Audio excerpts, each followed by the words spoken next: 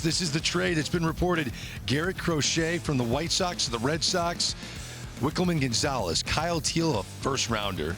Braden Montgomery, another former first-rounder. Chase Mydroth, who had 105 walks and 71 strikeouts in AAA this past season, all going to the White Sox. Now, I did trade Ruben Amaro for Joel Sherman. I tried to trade Sean Casey for John Heyman. John Heyman did not pass the physical. Surprise! So we've got John Morosi, which is a great acquisition, no doubt about it. Hey, guys, what do we make of this trade? This is a massive deal between two teams that have history trading left-handed aces. Chris Getz and the White Sox did very well here, Greg, because they read the market. They understood that once Max Fried went to the Yankees, the Boston Red Sox had to answer, and they have.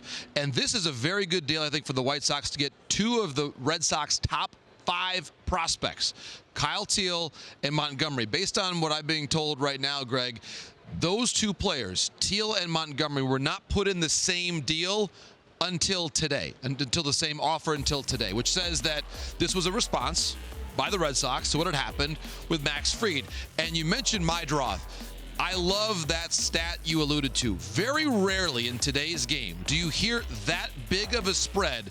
105 walks against 71 strikeouts. He's probably going to be a second baseman as opposed to a shortstop, but that is elite strike zone discipline. And of course, Gonzalez, also a very intriguing pitcher, held hitters to a below 200 average this year, better than 1 strikeout per inning pitched. Joel, I like what the White Sox did here. White Sox were very determined to do both things you could do in a big trade, get quantity and quality. They wanted some guys who they could really sell as high-end guys. Teal certainly falls into that. And they wanted some depth to show for this. For the Red Sox, this is a bit of a cheat code, right? They offered 7 at 190 with some deferrals to Fried, got beat by their rival Yankees. To JP's point, they had to pivot someplace. I call him a cheat code because Garrett Crochet is superb, but he's pitched so little that in arbitration he's only going to get about $3 million. So that leaves them fertile to still do whatever they want in the free agent market.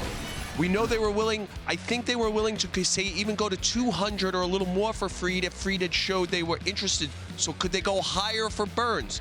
Can they then say, no, we'll go for someone like Flaherty, etc., Sean Manaea? So I think that what they've done here is left themselves the ability to play at any market they want in free agency because Crochet is a top-level talent with a low-level contract. So Burns is still in play for the Red Sox, you think?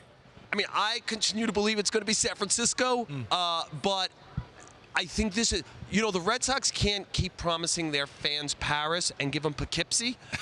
At some point, you've got to do better than that. And this is the beginning towards you're moving towards Paris. At least you could see it. You can see the Eiffel Tower in the distance, right? And so I think they can't stop. Once you do this, you can't stop. You can't say, well, we kind of did something. You're still not going to be as good as maybe the Orioles and Yankees. You got to get as good as the Orioles and Yankees. I agree, Joel, that this team is not done yet adding rotation depth. If you call up that list of starting pitchers again one more time, that group of starters right now is not as good as what the Yankees have right now. It's just not. There is not the depth and reliability. The Yankees, and we'll get into this I'm sure later on, the Yankees have so much starting depth today that they believe, as Joel's reported, about the potential of moving a Luis Gil in a deal for Kyle Tucker. The Yankees have more starters than they actually need, potentially. The Red Sox do not. They need to get one more. And the good thing for Boston, though, is that Sean Manaea is still out there. Flaherty is still out there. Walker Buehler is still out there. This is a good winter to be looking for starting pitching in free agency.